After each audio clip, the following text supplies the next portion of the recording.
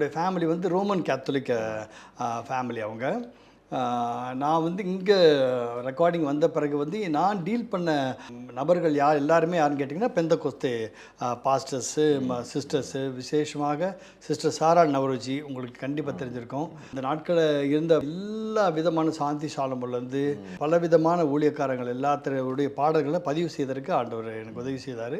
அதில் once இன்ட்ரானது father பெர்க்மான்ஸுடைய songs.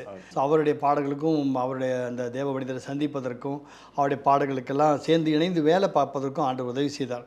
So அவருடைய பாடல்களை வந்து அவருடைய அந்த வாய்ஸோடைய டெக்ஸ்சரை வந்து நான் புரிஞ்சுக்கணும். ஏன்னா வந்து அவருடைய ரெக்கார்டிங் நமக்கு ஸ்டுடியோக்கு வருது, அவர் எப்போ எந்த மாதிரி பாடுறாருன்னு சொல்லி நான் வந்து அவருடைய டெக்ஸ்டஸை நான் வந்து புரிஞ்சுக்கிறதுக்காக அவருடைய பாடல்கள் அதிகம் கேட்க ஆரம்பித்தேன். அந்த பாடல்கள் வந்து நான் டெக்னிக்கலை தாண்டி டச் மை ஹார்ட். என்னுடைய சூழ்நிலைக்கு ஏற்ற மாதிரி இது வருது, இந்த வார்த்தைகள் வருது அப்படின்னு டச் பண்ணிதுன்னு சொல்லும் போது தான் ஸோ அந்த பாடல்கள்னால் என்னுடைய வந்து ஒரு ஆவிக்குரிய மனமாற்றத்திற்கான ஒரு வழிகளாக இருந்தது.